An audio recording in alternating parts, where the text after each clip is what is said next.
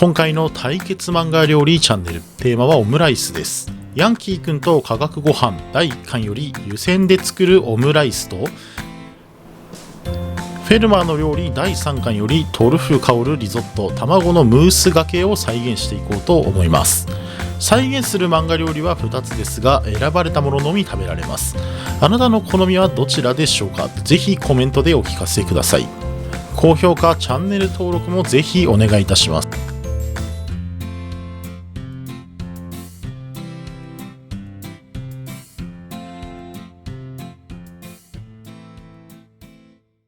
では先行、ヤンキーくんと化学ご飯より湯煎で作るオムライスを再現していこうと思います。まずはケチャップと中濃ソースを混ぜていきましょう。ヤンキーくんと化学ご飯は料理素人の先生が料理を科学的に作っていこうという新しい感覚の料理漫画で、読むたびになるほどと思わせてくれる漫画です。次に玉ねぎとハムをみじん切りにしていきます。主人公は新設されて今まで特に大きな問題が起きていない高校のヤンキーくんです。机に足を乗せるこの体勢、実は意外ときつい気がしますが、こういう態度を取るくらいにはヤンキーな彼です。両親が分け合っていないため、兄弟に料理を作ったりバイトをしたりしながら生活をしています。ギャップ萌えっていうやつですね。わかります。新設されてから留年者や退学者が出ていない学校なので、担任の教師がいやいや補習を受けてもらうために交換条件で彼の苦手な料理を科学的に教えていくというのがこの漫画のストーリーです。担任がいやいや教えるっていうのはどういうことなんでしょうか。先生は料理素人なのに科学的に美味しいご飯を作っていくというのがミスマッチで非常に面白い漫画となっております。具材が切れたらバターで先ほど切ったものたちを炒めていきます。玉ねぎが透き通るぐらいまで炒めるそうです。こちらのレシピですが科学的ということだけあって正確に測った方が美味しくなるような気がします。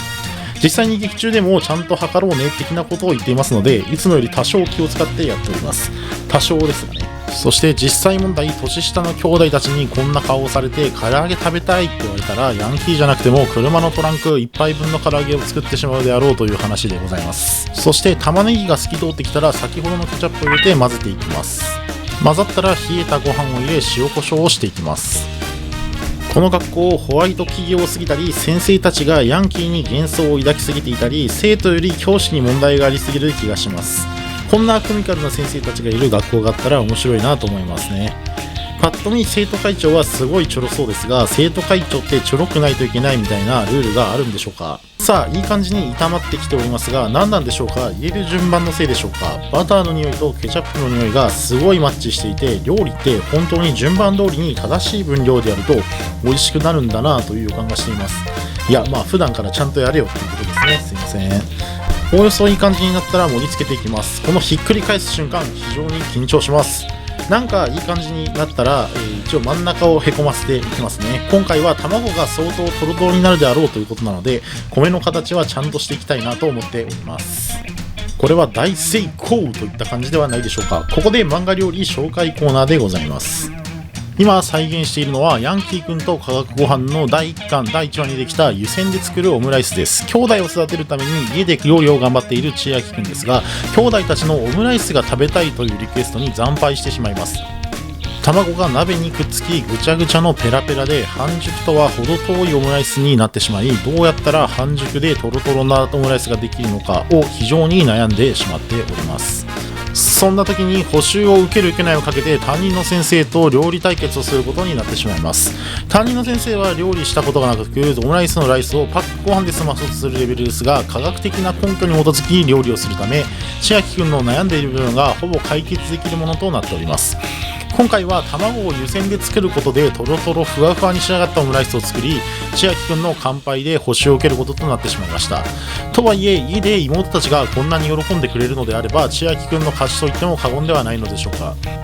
トロトロふわふわの秘密は吸着水。フライパンの温度が80度になるとタンパク質と結合してくっついてしまうため、ペラペラオムライスになってしまうそうです。牛乳とバターを加えることで、なんやらかんやらがなんやらかんやらして、なんやかんやくっつかないトロトロふわふわのオムライスになり、かつゆっくりと加熱することで、なんやらかんやらなんやらかんやらして、チーズが入っていると錯覚するぐらい味が濃厚になったものができるそうです。というわけで、科学的にご飯を勉強して賢くなったところで第1ラウンド終了でございます。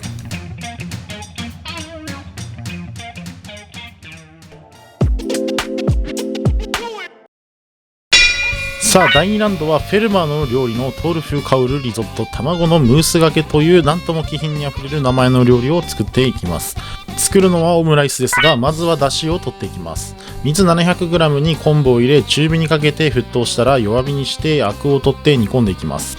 煮込み終わったら火を止め鰹節を入れて2分ほど待ってこしていきます。こしたものに魚醤 10g を入れるのを忘れないようにしましょう。フェルマーの料理は数学者の道を挫折してしまった元天才少年ガク君が料理に出会ったことで数学の難問を解いた時のような興奮を思い出し、料理人としての道を歩んでいくという漫画でございます。俺か俺以前かみたいなローランド様のようなセリフを言う天才シェフと一緒に厳しい料理の道を歩んでいくガク君。料理の道は大変そうです。こんな適当に料理したものを動画にしてすいませんでした。サラダ油でお米を炒めていきます。ガク君は素敵な料理に出会うと料理が数式として表現され、いろんなことが理解できるようになってしまうみたいです。共感覚っていうやつでしょうか。東大に100点満点で入学するレベルなのに挫折するって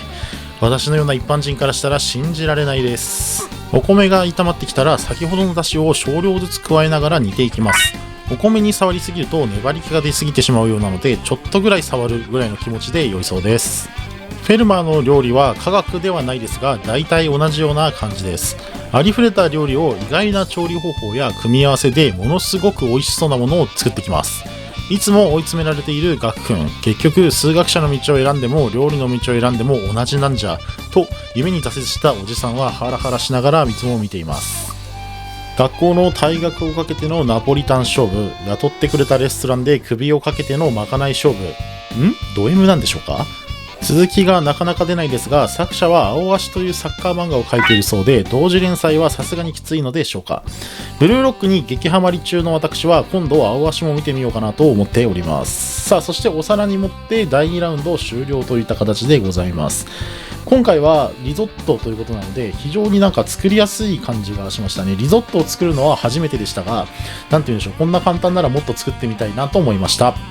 さあここで料理漫画紹介コーナーでございます。今再現しているのはフェルマーの料理第3巻に出てくるトリュフ香るリゾット卵のムースがけです。なんやかんやって東京の一つ星レストランでローランド様みたいな天才シェフのもと修行していくことになったガク君。しかしながらそこの監修で1週間以内にスタッフ全員に満足のいくまかないを提供できなければ即クビという事実を知ることとなります。激しすぎる一流レストランの職場についていけず戦力外通告を受けてしまう中、渾身のまかない肉じゃがを作るも2票しか獲得できず残り2日になってしまいます。ノスタルジーに依存しない世界標準の肉じゃがを作り、なんとか経営のスタッフとして残ることができました。そしてお得意の数学でさらになんとか厨房の動きにもついていけるようになり、慣れ始めた時に作ったまかないが焼かないオムライスです。バターライスに湯煎した卵をかけることでなんやかんやがなんやかんやしてなんやかんやになってふわふわ卵のオムライスが出来上がるそうです。これで一件落着かと思えばギッチョン、天才シェフが黙っているわけがありません。このオムライスに足りないのは香りと食感ということで、卵の食感に合わせて米をリゾット化しトリュフの香りを加えることでなんとも官能的なお味に仕上げてくるおしゃれすぎる料理に進化してしまいました。今回はそのトリュフの方を再現していきます。これはもう聞いてるだけで美味しいのが分かってしまいますね。というわけで両者紹介が終わったところで最終ラウンドへ行ってみましょう。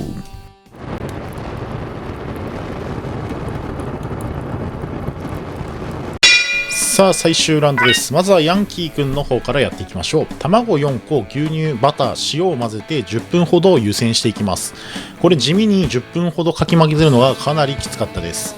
最初は全然固まる気配がありませんでしたが、10分ぐらいから急に固まりだして結果12分でほぼ固まったという形になります。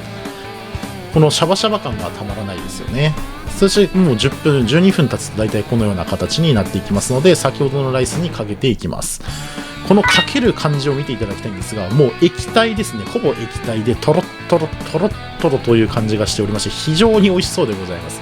そしてなかなか今までにない感じのオムライスという感じがしまして、非常に美味しそうだなというふうに感じております。さあそして完成したのがこちらでございます。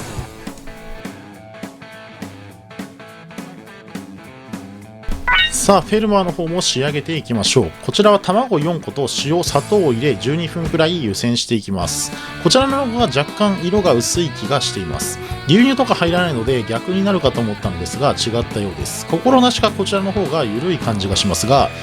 見た感じそこまで違いはありませんでした。固まりだしたらトリュフ塩をかけて官能的な匂いを追加していきます。リゾットにかけた後、本来ならば白トリュフが追加されるのですが、白トリュフなんて高すぎるものは売っていませんでした。なので代わりにトリュフオイルをかけて完成といたしましょう。いつか白トリュフから買ってくださいと言われるような人間になっていきたいです。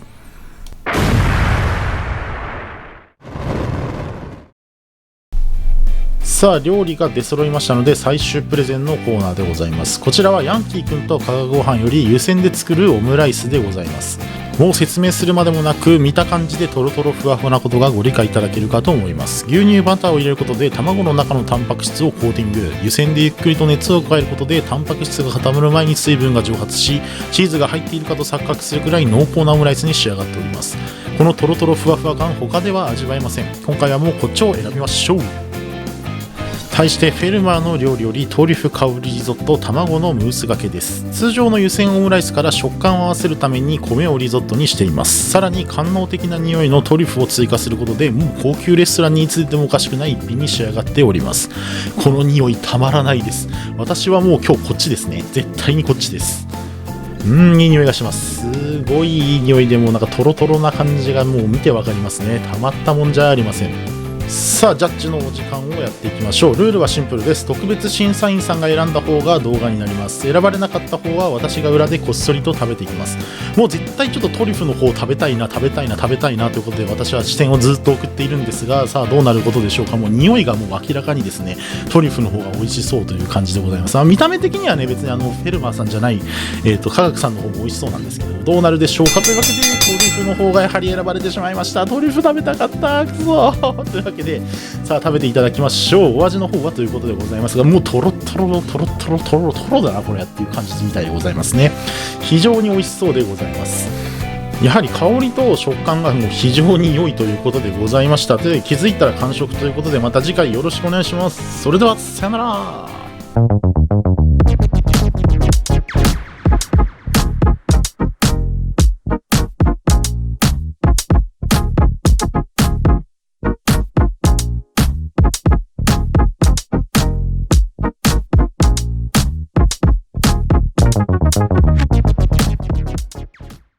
さあ、化学ご飯のケチャップオムライス、オムライスケチャップなんですが、これもマジで美味しいですね。これちなみにもう半端なく美味しいです。なんか、オムライスの概念が変わるというかですね、なんでしょう、本当にチーズが入ってる感じをしますし、なんて言うんでしょう、めちゃくちゃ美味しいというか、もうとにかく美味しいしか出てこないですね。この過去一美味しいんじゃないかっていうぐらいのレベルでございます。